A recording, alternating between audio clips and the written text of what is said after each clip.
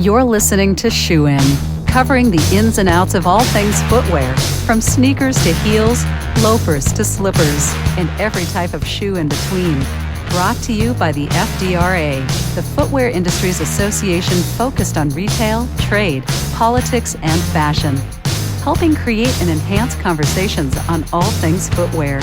And now your footwear insiders, Matt Priest and Andy Holt. Folks, welcome back to the Shoe In Show, the show that never ends. It never ends. It's always living on your phone. It's always living on your phone. All 200 episodes, You can go back. You can go back to your favorite one. You can go back to one you haven't quite listened to yet, but know that you should. Or your least favorite, if it's like a train wreck and you want to like listen to the ridiculous nature of it. Well, if you need to go to sleep, you can put it on. And, you could. It's almost like ambient sound, except it's Andy sound. That won't put you to sleep. That will not put you to sleep. It's more like an alarm on a subway. Dive, dive, dive. Ding! That's the sonar. Just to see what I'll get back from the Russian subs. For the Russian subs? Yeah. They're off the coast, huh? They're all there. Off the coast of Reston? Exactly. Yeah, we have many lakes. You never know what's in the bottom of the Reston lakes around there. Yeah, exactly. All right, so I hope everybody has been doing well out there. In the footwear industry, there continues to be a lot of change, rapid change, both from consumers. I would also say this, in 2019, we've seen a lot of companies doing a lot of positive things, trying to respond and trying to.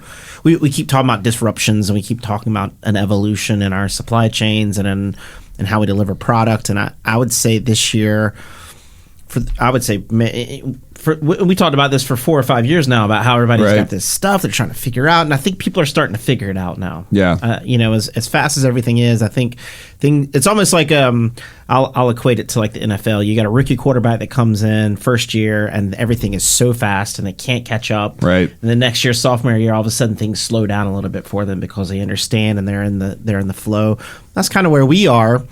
And a lot of that is attributed to, especially in our supply chains, because I think that one of the toughest things is once you pick your product you think is going to sell, like how are you gonna ship it and get it there, right? From the factory to a warehouse, from a warehouse to a consumer.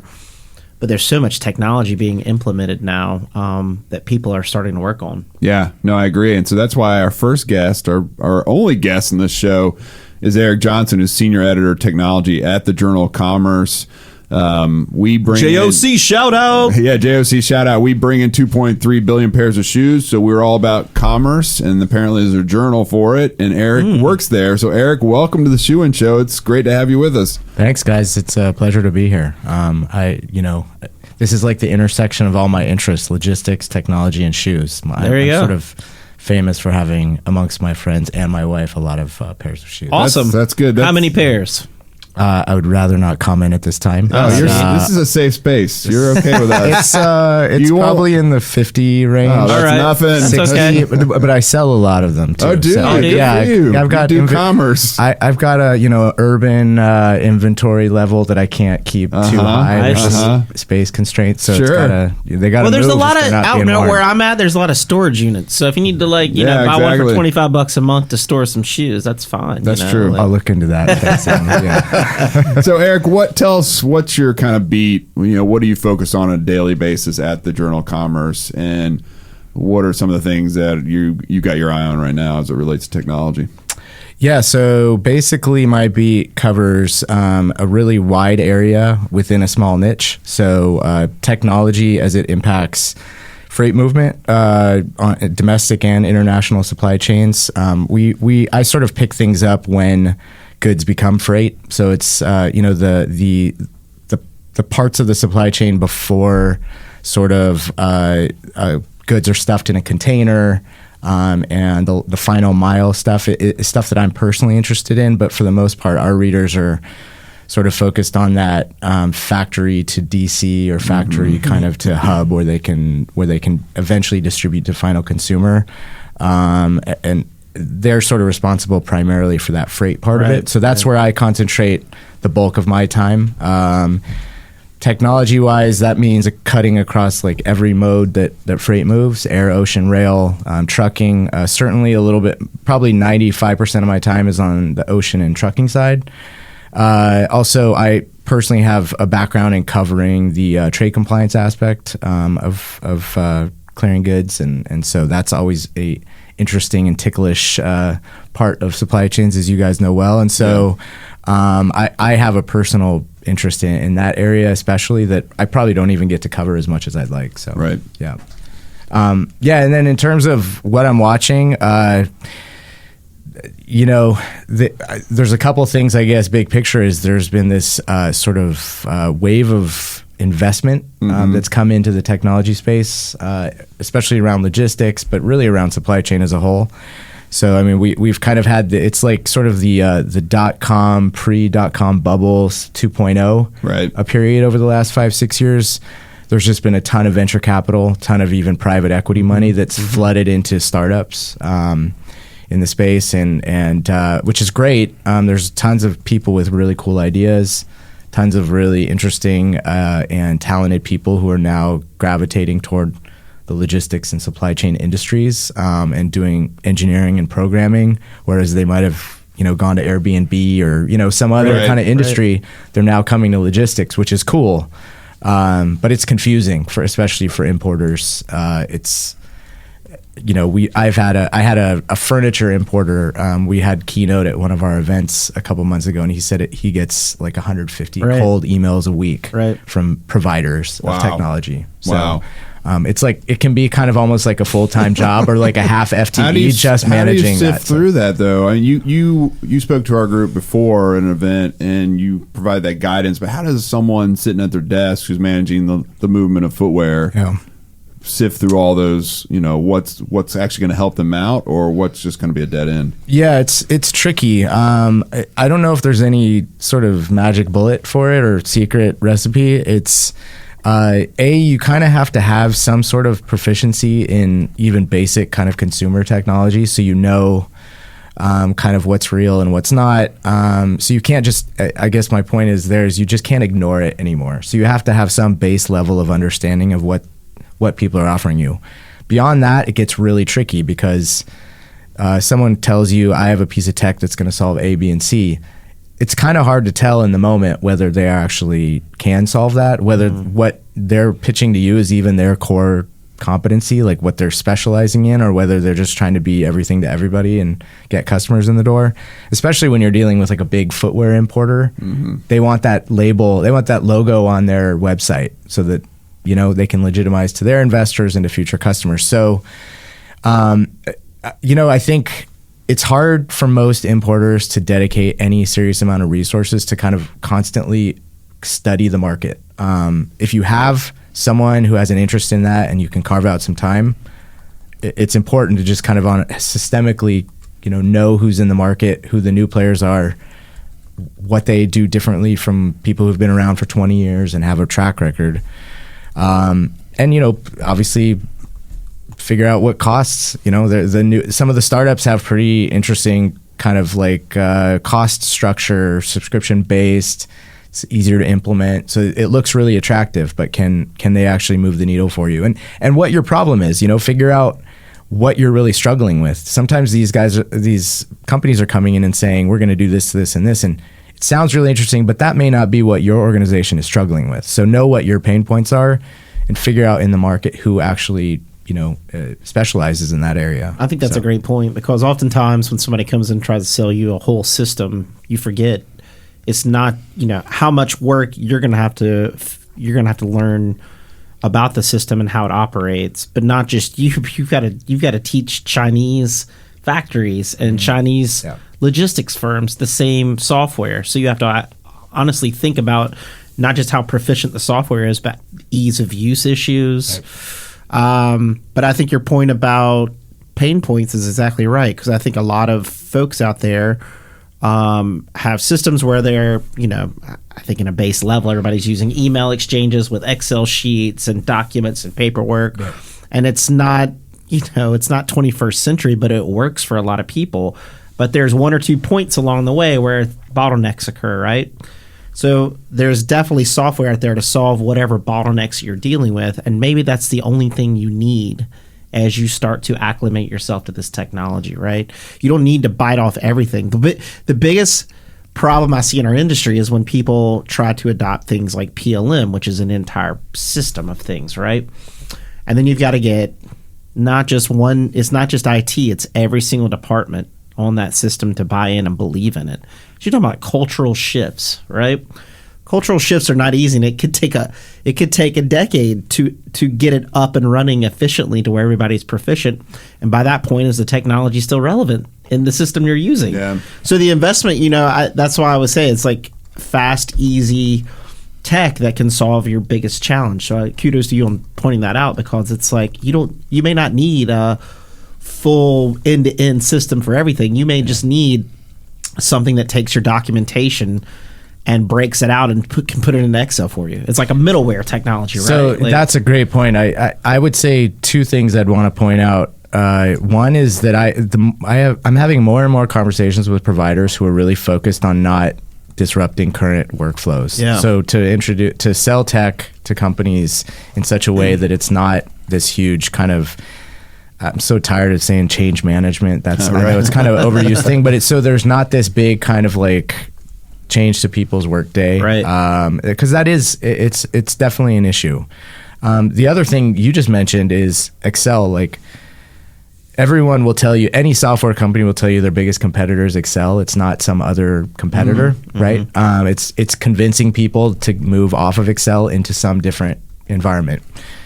However, I'll maybe be a little controversial here and say Excel actually is kind of works for a lot of people. Yeah, totally. And it's the price of moving away from it can sometimes be really difficult and steep for a lot of companies to manage. But also the opportunity cost, because if I'm using Excel, the chances are my boss knows how to use Excel at a base level, and you just say it's cell 1A. And it's almost socialized software, right? Like everybody knows. It's the currency we all use, right? Yeah. It's a super powerful tool. It's vastly underutilized by most people except for super users. Right. So when I kind of bristle a little bit when people say, oh, the whole industry is still based on Excel. Well, Excel is a pretty like amazing standardized tool for almost any kind of enterprise. The issue is it doesn't network well, right? So you have you can obviously have shared Excels, which cut down a little bit on that, but for the most part, it's people sending static files, and that's where you run into problems where data is not updated where you want it to be. Right. So I think companies really need to spend a lot of time understanding where they are and what they would benefit from before they even get down the road of saying we need software X and Y. And that's what makes it difficult, to your point, Matt, about how do you kind of sort through when you're getting 150 emails a week? Right. What makes the difference or not? Well, so you need to know yourself, basically. I can't tell you how many times a footwear company said, "Oh, we're going through SAP transition this month or this year," and everyone's like, "Year," and it's like this dagger. Yeah. And so sucks all that oxygen out of the room. Sucks the oxygen out, and particularly when there's something like tariffs going on or something that's like a massive kind of transition to e-commerce, whatever, all these massive shifts that are happening right now. Who wants to think about transitioning to SAP or one of these other programs? So those opportunities in the middle are really important.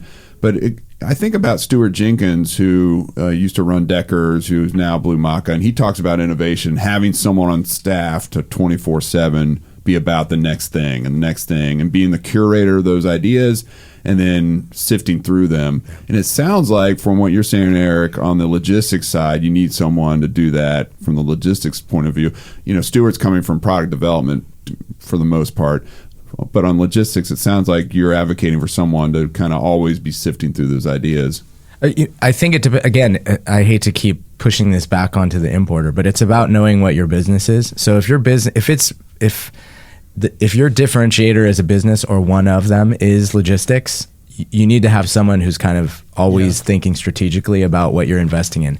If logistics is a marginal differentiator for you against your competitors, you can probably get by with sort of periodically looking at what things are doing. Product development, I mean, it's a totally different thing. If you're making a commodity product, you probably don't need a 24/7. But if you're a cutting edge shoemaker, you need to know you need to know yesterday what people want tomorrow. So it pays to kind of invest in like demand sensing signal software, and just know what's ahead of you and how to get to there. So What about, I mean, to a lot of people that I talk to, you know, we've been focused a lot on sustainability issues and how everybody seems a little bit lost about how you set up sustainability programs. And one of the things I always point out is the first step is to talk to your providers, your service providers that are doing a lot of things for you, to ask them what they're doing and how they can do it better, right? And edge up. And in the same way, when we talk about technology with supply chain and logistics, everybody has freight forwarders, they have shippers, they have all these folks. So we talked a little bit about all these startups and tech that's happening. Are traditional big companies that do logistics, are they buying up some of these small companies to implement technologies? Are they upping their game a lot more than they used to on this stuff and trying to help their current clients? Because obviously, if these startups are happening, you create this capitalist free enterprise system where someone eventually is going to beat you out if you're not keeping on top of your toes and implementing technology to add more value to keep those clients, right? Yeah. So what are the traditional guys looking at in terms of technology and what are they doing? Yeah, I would say, I mentioned kind of the talent benefit of all the money that's flooded in. I think it's also gotten a lot of established 3PLs and software providers thinking about how they maintain relevancy in a market where, you know, they're important and they're doing what they've always been doing, but other companies are kind of sucking all the oxygen in the room away. And so we haven't yet seen a ton of acquisitions. I think most of the young companies that have come up are of the mindset that they can explode in some way and are not ready to cash out yet. Yeah. Right. One in 1,000. Yeah, well, take the deal, brother. I know it's a big thing. I mean, a lot of it is how much venture capital money you've taken early on. Right. You know, you get to a certain point, if you've taken hundreds of millions of dollars, the acquisition has to be so high for you and your executive team and your early investors to kind of, for it to work out. Whereas if you are, you're funding it yourself, bootstrapping it, or you have, small angel investors, you can sell for $50 million and take home a lot of money at the end of the day. That looks totally different. Whereas another company might need to sell for $2 billion to make it work financially, right? So I think we're still early in the cycle in terms of established companies buying. I think it will happen at some point. But the other thing is they've been developing internally to kind of match, whether it's kind of on the freight procurement side, whether it's on the visibility side, whether it's on the purchase order management stuff, which it's been around for 20 years, but it's bringing that into kind of a more electronic, online, dynamic environment. That's been the trick. I'll point to one, and I mentioned this at your show in October, was Amazon actually bought this small digital customs broker called Inlet, INLT, and I don't have the price. No one would tell me anything about the cost. But they were a small team, so and they had not taken on a whole bunch of venture capital, so they could have cha-ching. Yeah, they could have sold for a decent amount and taken home most of it. But the interesting thing about them is they were sort of building this model of digital classification and customs entry filing, and Amazon could have built that internally. Right. I mean, they have a few resources on hand, but they decided to buy because I think they felt they could leapfrog and get ahead. So Amazon buying a company like that could potentially spur a bunch of activity of kind of copycat, acquisitions. I'm not making any predictions, but I'm just saying, sure. It sounds like Hutton talks. It sounds like Amazon just straight logisticking up, I guess is the best way to say it, right? They bought like all these airplanes, deliver cargo. They've got their own. I think they're leasing them. So are they? What about all the vans now? All the vans in your neighborhood. Those Mercedes vans that they have were initially something for like worky vehicles, right? For like tech guys to go around and like cable companies or something like that. Do it or Geek Squad or something like exactly that. Right. And then all of a sudden now it's all like, small packages. But Mercedes were making those for literally it was something like 40,000, 45,000, like cheap, efficient vehicles like that. Right. So, now they're all over the place. Yeah. So Amazon they have a domestic freight brokerage for trucking domestically. They have an NVO license, so non-vessel operating common carrier, which means they can buy capacity on ocean vessels and sell that, or they can keep that capacity internally and use it for their own marketplace and sellers, or their own products. Right. They as the retailer. As their own retailer. Yeah, right? And obviously air freight, they've had a huge presence there too. So it's fair to say that they are building this behemoth. Well, it's interesting because, I mean, as a startup, we see the biggest challenges are, it's like, beyond getting a factory to make your shoes, it's like, how do you manage the import? How do you manage the customs? Right. So it sounds like Amazon is building this one-stop shop where it's like, oh, you want to be a startup? Great. We have all these services for you. Plus, you can run your website on AWS. Yep.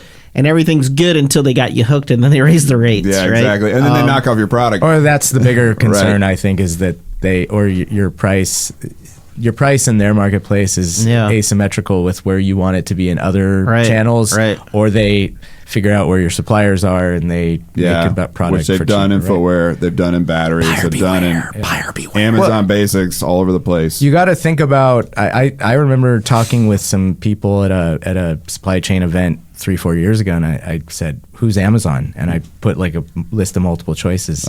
And people in the freight industry were, oh, interesting. I don't know. Are they my competitor? Are they a customer? Are they a channel partner? Are they all of the above? They're everything, right? So the interesting thing for me in terms of their logistics presence is, are they building this behemoth entity to serve their own needs, or are they going to spin this off and become like a true third-party logistics provider? That's interesting. It's kind of like what Google did, right, with Alphabet. So you split off all these, these different entities for different reasons, and the same thing that Microsoft has done and other companies. Well, AWS is the perfect example. AWS was developed initially so that they could cut their own costs for hosting their own website, and then they got so good at it, they spun it off into a third-party business. Well, I think they're gonna be forced to, or they're gonna do it on their own. Yeah, I think they'll be forced. Antitrust is on the march. The government's coming and knocking. Yeah. Now, let me ask you this, Eric. There's something that's been kind of the buzz the last few years. It's been the bell of the ball, but I haven't heard that much about it in the last few months. And maybe my head's in the sand. I'm just too worried about tariffs. But what's going on with blockchain? Oh, yeah, I know. I don't disagree. 2019 has been a really quiet year for blockchain, or was a really quiet year for blockchain. I think that 2018 to me, sort of second half of 2017 and all of 2018 felt like blockchain got so much hype. Right. And it was so out in sort of the front of people's eyes from a business perspective, sort of got ahead of our skis on it. Right. 19 to me was about understanding where blockchain actually had use cases that made sense. From a cost perspective, does this technology fit? I always say, when people ask me about what's happened with blockchain, I say what happened in 17 and 18 were blockchain got put on the cover of The Economist and Forbes and Wall Street Journal every week. It was blockchain this, blockchain that. What happened was executives, C-level people, got on an airplane or got on their smartphone and read about it and said to their organization, what's blockchain? We need to figure out what this is, how we should use it. We need some of that blockchain. Give me some of that. Give me some sweet blockchain. Which is totally counter to how technology usually proliferates within an organization. Generally, like, you don't have a C-level person saying, I need a global trade management system. Right. That doesn't happen. That's the operators, the people who are... So it was a top-down kind of issue, technology issue, whereas most technology is bottom-up. And you have to make the case to someone who's holding the purse strings that this is what your company needs. Blockchain was, let's figure out what this means from the top down. And operators were struggling to say, well, I don't know, that I have a web-based portal that my suppliers can access. Why do I need another different type of database that they can access just because it's encrypted a little bit more tightly? Like, is that really an issue for us? Do we need to rip everything out, put the system in? So the last year seemed to be more about finding discrete places much more under the radar. You're not hearing about pilots. You're not hearing about use cases as much.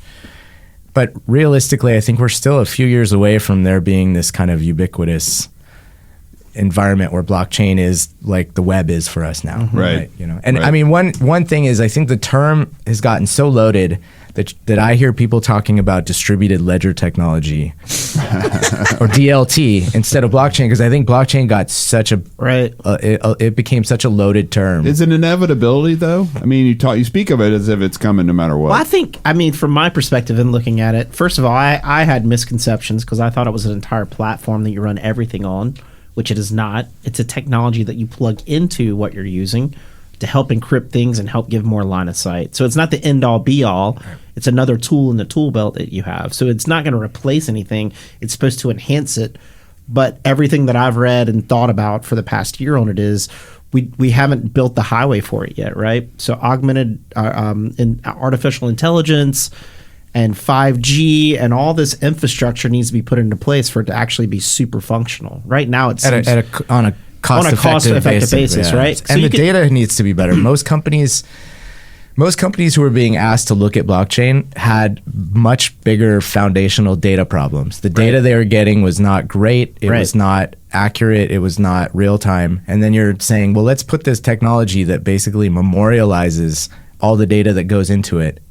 And you spend a lot of money to make sure that it's clear who's edited. Is that the Walmart produce example? That's like the thing IBM Walmart produce. This is exactly right. If you don't have a person in the front end putting the information in, doesn't matter what you're running. Right. You run Excel and you still wouldn't get what you need. You could run You need a guy who's sitting there taking the lettuce head, marking it, scanning it, and put it into the system. And if he doesn't want to do it, then you don't get the data. Then it doesn't matter. Nothing matters through the supply chain at that point. It's like cultural issue of getting people to buy in and be like, this is really important. You have to do this, right? Like no options. There's just sort of process issues before we even get to the point. I think it would have blockchain as a technology would have benefited from not being so overhyped. I think if it was sort of the jurisdiction of just software people and didn't bubble up into the public. Like my mom was asking about blockchain. Like, it's a new rapper. Yeah, blockchain. Right, exactly. Blockchain, Lil Blockchain. Lil Blockchain. He's so hot. He's so hot right now. Yeah. Was it Young Block? I think it's Young Blockchain. Well, I just know as soon as I heard his first single that dropped, hacked your supply chain, I knew I was sold right away, right? Gosh, the joke keeps going. Yeah, he needs to work. We need to work on this. But I think it would have been better if it was under the radar a little bit and could have just actually been developed like most other technologies. Right. And then let people, when they're ready to consume it, not have to think about kind of how this is. But it's not going to be the beta. It's not going to be like, we had VHS and beta. Beta was the better technology. It lost, though. Is it going to be the beta of supply chain technologies? That's a good question. I don't know. Undecided, I think. One thing I've learned I've been covering tech in logistics for about 8 years. All great ideas don't succeed, So, I mean, there's been so many companies that have developed products that in a vacuum would have 100% adoption. But because there's existing realities, they don't, right? And a lot of it is the people in logistics and supply chain have traditionally been kind of like at the end of the line when it comes to getting funding for things because it was a cost center, right? It's the traditional logistics is a cost. It doesn't add value. I think that perception has changed, but it's still a struggle to get, kind of budget for these transformational kind of. And are you really going to put your career on the line to bet that the company needs a blockchain platform? I think that's been the big stuff. I think something. I mean, one thing when we've been looking at innovation in the footwear industry for the past several years, one thing that struck me was one of my good friends told me because we were looking at 3D and like the future and like where is it at, and he was like, 3D is great, but something's going to disrupt 3D, and we always forget there's a disruptor, right? So this blockchain is great. Something is going to come along that will disrupt the blockchain or make it efficient or make it better. There's things being developed right now that we can't even conceive. But But I always love technology because it's a building block, right? We think about blockchain and our minds get there, and then all of a sudden something comes to fill it in, and we can socialize and understand where it fits and goes. But this infrastructure that we're being developed around the world, where we're hitting 5G, where speeds are going to be unreal, there's no latency issues. Basically, a doctor in San Francisco could do a surgery in New York remotely with no issues, like a heart surgery with robots. Yeah, it's pretty crazy. It's absolutely insane. There's a company. There's a company that I just spoke with a couple of weeks ago that is actually Maersk, the shipping line, invested in them. They're a telco. They're like a cellular provider that's building the capability to basically any device, not even a smartphone, just any sort of device that emits a signal.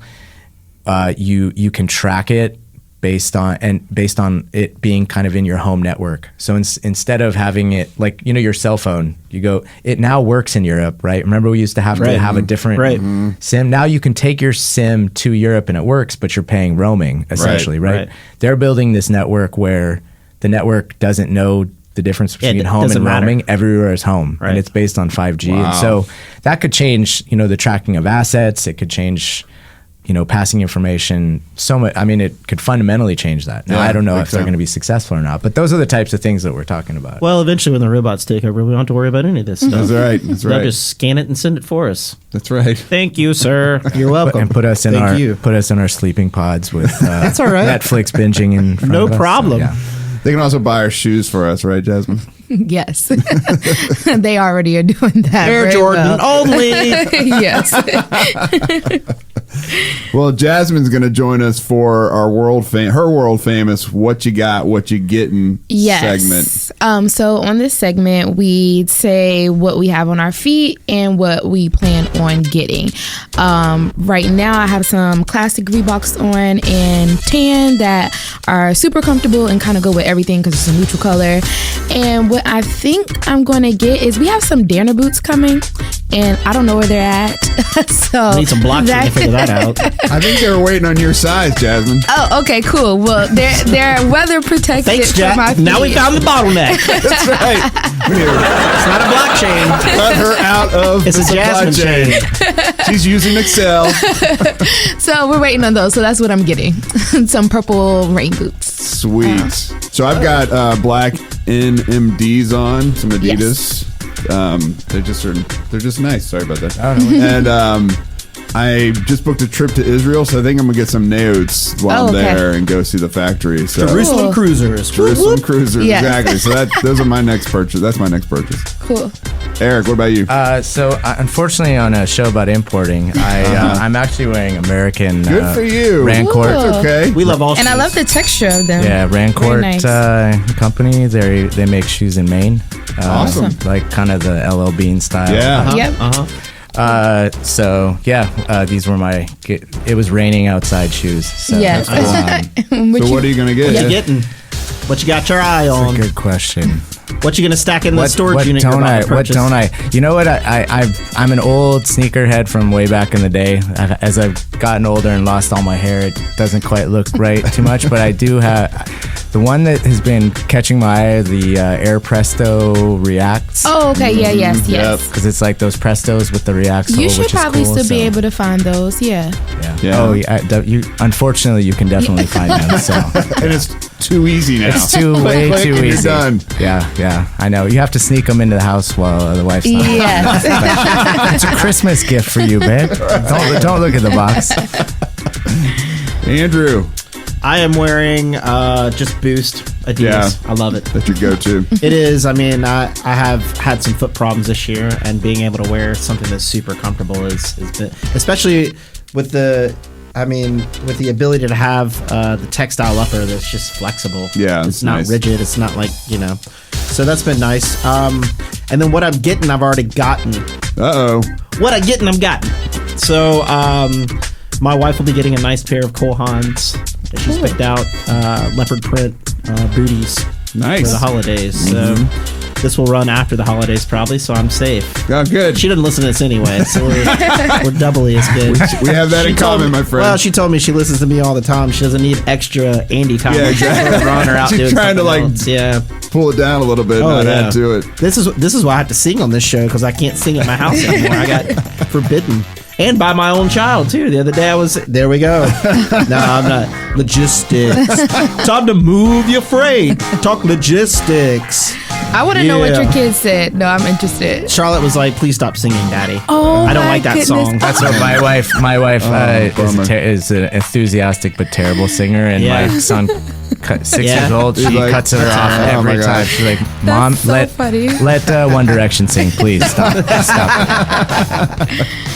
All right, well, speaking of cutting off, Blake's cutting us off. The end of that music means the end of our show. But Eric, this is awesome. You're a local guy, so I think we're going to have you on pretty regularly because the information you brought was really important, and our folks are just dying to figure out how they can get their product in here faster. So thank you for coming on. We really Yeah, thank appreciate you. it. Yeah, thanks so much for having me. Happy to talk shoes anytime. There we go. Good. So with that, we are so grateful that you guys listen. We ask that you rate us on iTunes, 5 stars only. We automatically kick out a robot on Blockchain Robot kicks out 4 stars and below. And go to shoeinshow.com and listen there, or download it on any of your podcasting apps. So with that, for Andy, Jasmine, Eric, and myself, this is Shoein, and we are out. Shoein has been brought to you by the FDRA, the Footwear Industries Association focused on retail, trade, politics, and fashion, helping create and enhance conversations on all things footwear. For information about FDRA, visit fdra.org.